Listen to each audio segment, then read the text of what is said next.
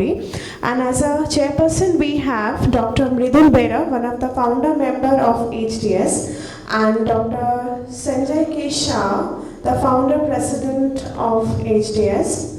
I would like to request Dr. Bera to please welcome our speaker.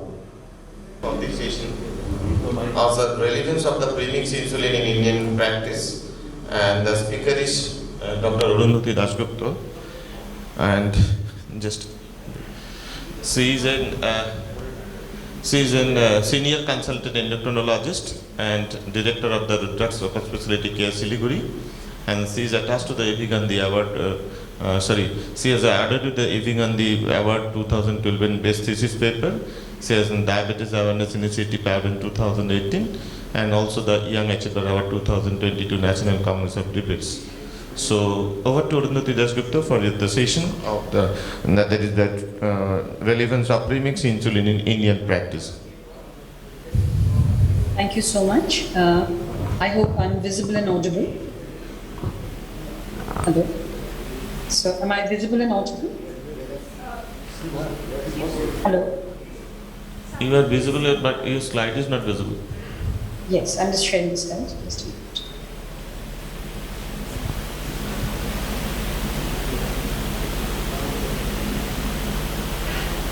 So good afternoon, everybody, and thank you for making me a part of this wonderful program. I can see it's been an exhaustive program, and unfortunately I couldn't be there in person, so I had to join virtually.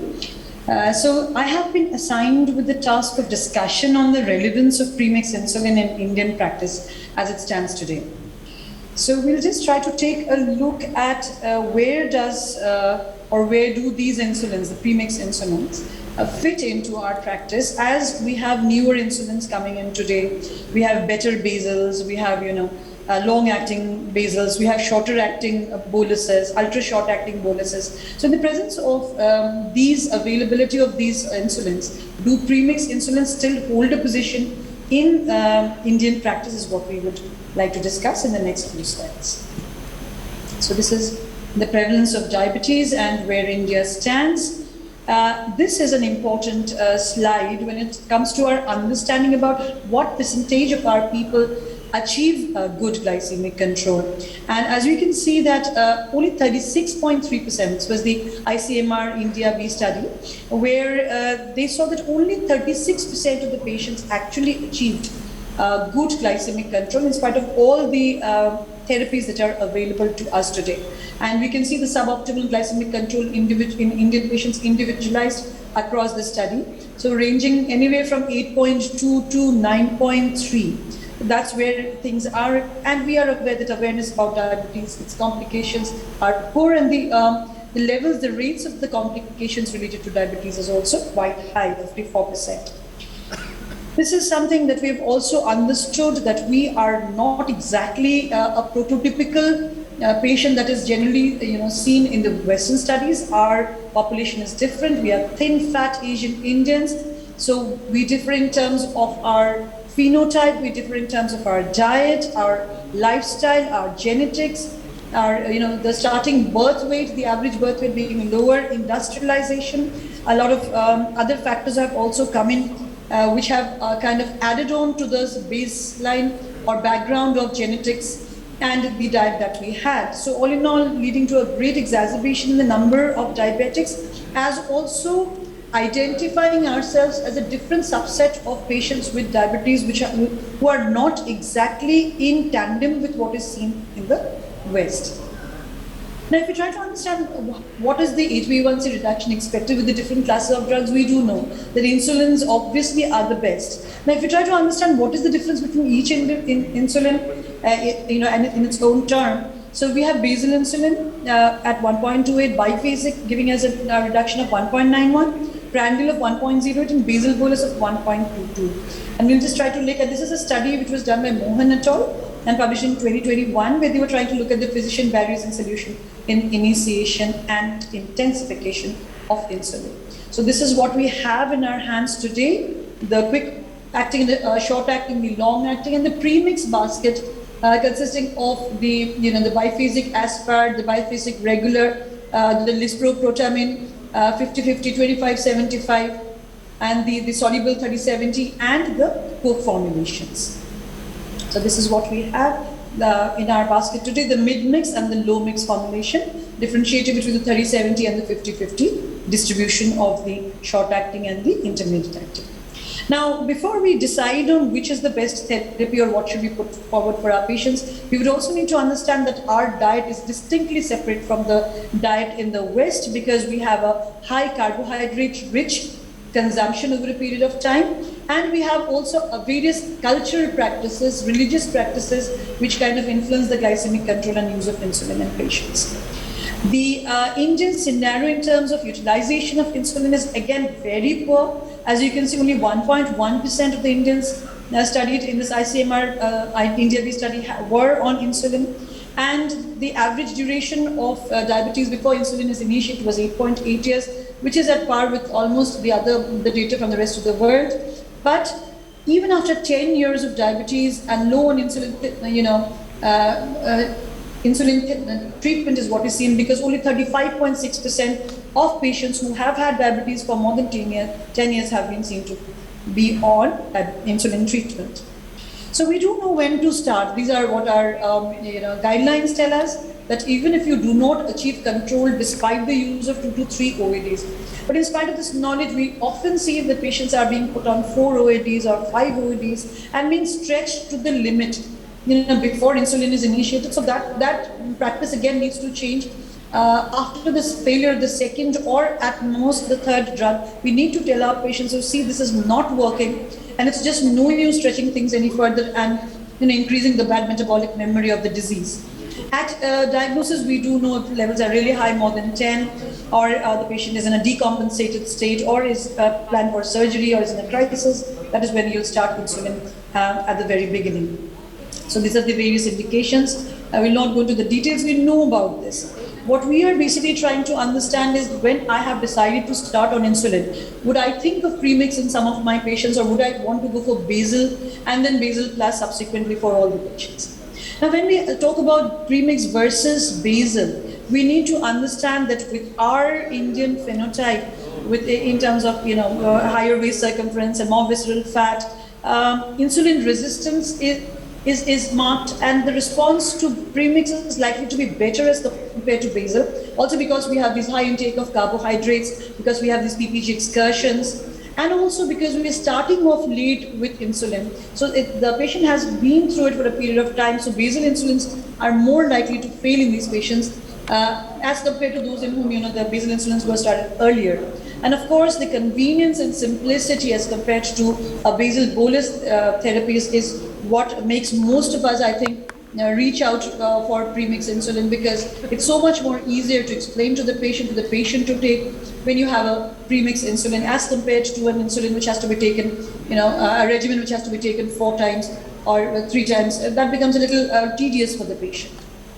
So this is a particular study which looked at a comparison between a premixed therapy dosed twice or thrice as compared to basal bolus therapy, that's 4 injections, and they did say that in spite of the general concept being that the basal bolus is going to fare better, here the premixed insulin group was found to have a non-inferior result as compared to the basal bolus group. So if you look at the co-formulations available, which are again taking away much of the concerns about hypoglycemia and weight gain that have been associated with premix generally. So if you look at the co-formulations, these are the ones that are available, and these are some of the studies that have been done across the various groups of the patient populations. And this is what was seen in terms of HbA1c reduction. You can see some of the studies favoring premix, some of them favoring basal bolus. All in all, not a very clear picture, but results in both the groups being almost equal there. But the major areas about hypoglycemia, there have been no significant differences in the rates of overall hypoglycemias in comparison, with the premixes to the basal bolus, or in terms of weight gain also. You can see mostly it's at the center, telling us that there has been no significant difference noted at in the weight change endpoint in between the two groups, basal bolus and the premix group. So overall, they concluded that it's possible to reach the HbA1c target values without having the additional side effects with the use of premix insulin. Also, this is another study which said that among the responders who took insulin, if you're trying to understand how they looked at it, they said it was difficult and extremely difficult to take 2 or more injections, and it was difficult to calculate the correct amount of bolus insulin to take.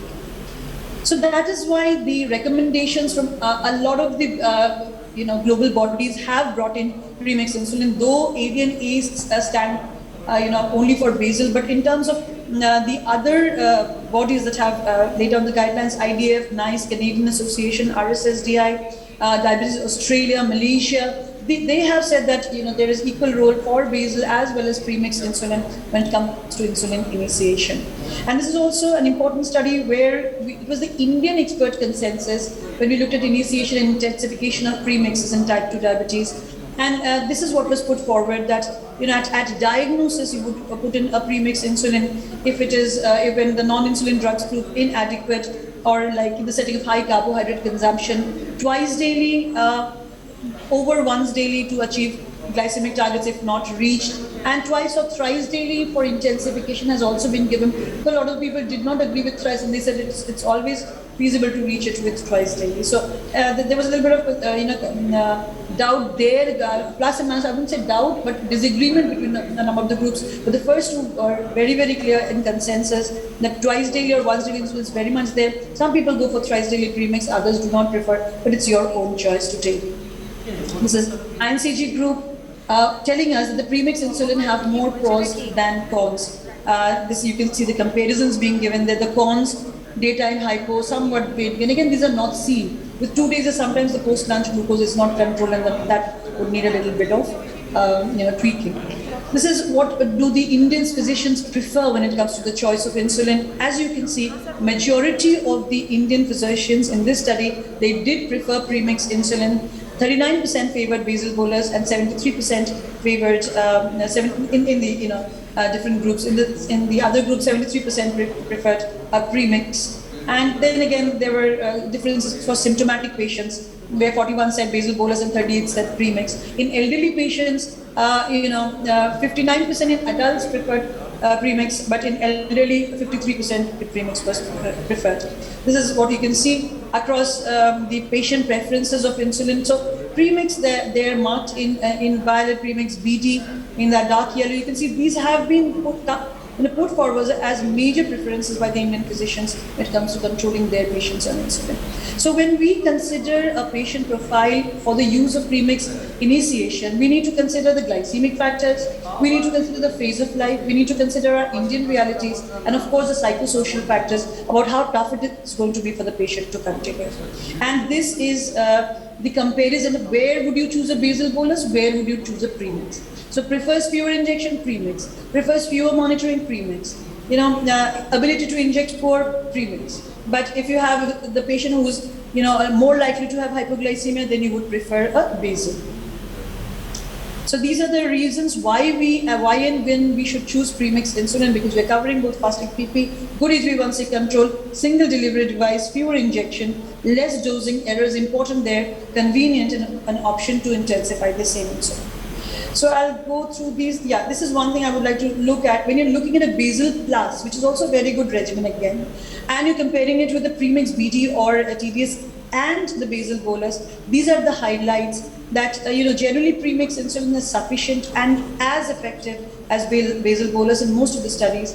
And it does cause similar reduction in HbA1c with lesser hypoglycemia, lesser dose, lesser weight gain, and is simple to administer. So these have been studies which have been put forward, and this is a meta-analysis which concluded with these points. I'll just take 2 cases. Do I have the time to take up 2 cases? Yes. Yes. Okay. So I'll just take up 2 cases where we'll just take a look at where do we all of us are using premix insulin. I will not deny that there are patients where you would choose a basal only because you would think of fixing the fasting first. There would be patients where that the PP is so high that only fixing the fasting is not going to do the job. You would need a basal 1+ or a basal 2+ or a basal 3+. So rather than that, would you prefer a premix insulin in certain patients? And that is what we often do. Contrary to the practice in the West, we often use premix insulin. I think in my practice, I use it almost as regularly as I use a basal, depending on the patient profile, of course. So this is a patient, 65 years, been a diabetic for the last 15 years. Food habits are 2 major meals, morning and evening, and mid-afternoon is a snack which is high in carbohydrate. There's been a loss in body weight, no major hypoglycemic events, but the patient is on glycoside 160, metformin 2 gram, and vildagliptin. Systemic hypertension, and has also now presented with a non-healing wound of the skin. So parameters are bad, HbA1c 10.3, creatine 1.5, GFR 51, and BMI being almost all right there on the lower side. Your treatment goal is to reduce the HbA1c without hypoglycemia, prevent progression of microvascular, of course, and healing of the skin wound. Just taking a quick look at the systemic insulin treatment on diabetic wound healing. Of course, we know that when it comes to wound healing, insulin fares so much better as compared to some of the other OHs that it has been compared to, because of all these other factors that have been marked in purple there: increased microvascular density, which helps with the topical insulin, granulation tissue, where you could also be using topical insulin, wound revitalization. These have been seen with topical insulin, but we're talking about systemic insulin here. And systemic insulin, on diabetic wound healing has also been seen to be very good. So this patient was started on a premix 2575 and with antibiotics, and eventually, why did we choose a premix over a basal insulin? Because levels were really high, and you would need to control the sugars immediately and not wait for the basal to come down, and then the bolus. And then obviously, if given a choice, the patient would choose a twice daily insulin vis-a-vis a 4 times insulin. And this is how our SSDI steps for planning initiating the premix. You can see there, anything more than 7, they would say metformin plus premix insulin can be given. More than 8.5, definitely metformin plus premix insulin. So, and then how would you titrate it? Initially OD, and then if needed to BD, and gradually intensify the dose by 10% if the fasting or the PP is not on target, depending on whichever is not on target, with a 7-point blood glucose profile. This is again a glargine metformin vis-a-vis Lispro 2575 in insulin naive patients. We can see the results there in favor in some, and almost at par in some of the patterns that have been seen in both the groups. So here the patient was, this is one patient where you can see started on 235, 365, and then gradually you started insulin, you added insulin, so that was 16 units, that was added, the fasting was coming down, increased gradually, as you can see, the fasting came down to 114, did not start the morning dose till then, and only with a single premix dose this patient has achieved the fasting and PP, where we gradually went down. But this is one acute situation, we would want maybe immediate control. There you would start with BD and gradually could taper it down and bring it down to OD. One more case scenario is where this is something that we often get a patient who is on a basal bolus regimen, and in spite of that the glycemic control is poor. So now they'll come and tell you, now what, I've already taken insulin 4 times, I'm not ready to continue, I want it to be shifted to twice daily, as well as I want my my control to come back. So nephropathy, this is how you would switch from a basal insulin to a pre-mixed insulin. Basal insulin, the patient was there, and if you're planning to switch from a basal 1:1 total dose switch to premix, split the dose 50-50, breakfast and dinner. And if you're shifting from OD, split the OD dose 50-50, breakfast and dinner. These are things that we know, but this is just about reviving our knowledge on that. So anybody who's unable or unwilling to cope with the complexity of basal bolus, you could shift to a premix therapy also. So we will go through that and talk about what do we want to take back home, or what is the summary and conclusion. So the choice of any insulin will be very, very much patient-centric. It will depend on the patient, the available, the dietary pattern, the glycemic parameter, the phase of life, the psychosocial factors, presence and absence of complications, and comorbidities. Premix insulin very much there in our treatment armamentarium, as much as basal bolus. Not taking away anything from basal bolus, but premix insulin is very much there because of our high carbohydrate diet and high PPG excursion. So they have an edge over the basal therapy per se. And generally speaking, premix insulins are more used because they offer simplicity and they offer convenience of use for both insulin initiation and intensification. So on that note, I would like to end my talk, and wishes for Shubha Mahalaya to everyone in and around Bengal and across the country who are celebrating Durga Puja. Thank you.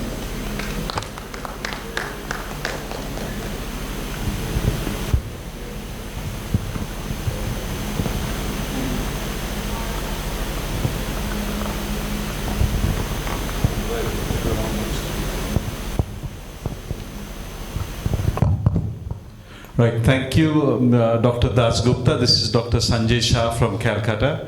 A great talk. So I have two questions. One is, when I grew up practicing diabetes, they used to say, give 2/3 insulin in the morning and 1/3 in the evening. Is that something which holds true for the analog premixes as well, or do we need to think differently? I think, sir, I mean, we have all grown up with that same practice being told to us, but I think in our practice, what we generally do is, I do not think we stick to those rules. Rather we look at the SMBG and we see, what are the values where and what is the eating pattern. And generally, based on that, we decide on the doses that need to be given, rather than a very strict 2/3 and 1/3, regimen put forward. That is how I initiate insulin, sir. I would like to take your views also. My understanding was those premixes were the premixed sort of regular insulin. The analog insulins, perhaps because there was risk of hypoglycemia with the, if you want to call it the human regular insulin in the evening. So that is why I think it was said 2/3, 1/3. With the analog, since the risk of hypoglycemia is perhaps a little bit less, I think also in clinical practice that views have changed. Right, and also it's contrary to the West, the food intake at night is usually not much lesser than what it is in the morning. Absolutely. In a lot of people, in fact, it is more than what it is in the morning. You're absolutely right. So I think we'll have to decide on our insulin dose based on that. Yeah, what you said I think is perhaps absolutely correct and practical. Look at somebody's SMBG and then decide what their insulin dose would be. Absolutely. Right. And my other question essentially was, this is non-scientific, is that the picture of Monet behind you? This is a screenshot that I had taken once of. This is a place outside India where I had taken a picture of it. It's very nice. Thank you. Yeah. Demallo wants to ask you a question. Demal. Very nice talk, Arundhati, once again. So, wanted to ask, I haven't seen any data that, as a, follow-up of Shonya's question, that premixed analogs can be used thrice daily. So, what about premixed co-formulation? Means they appear to be more appropriate because, with regards to timing and all. Means physiologically, I don't think that's a problem. There's no data. What is your take on that? It's on thrice daily use of co-formulation. Co-formulation. Means I haven't used ever, but what's your, because though I don't use even premixed analogs very frequently, rarely. So I am a person, I never use thrice daily premixes.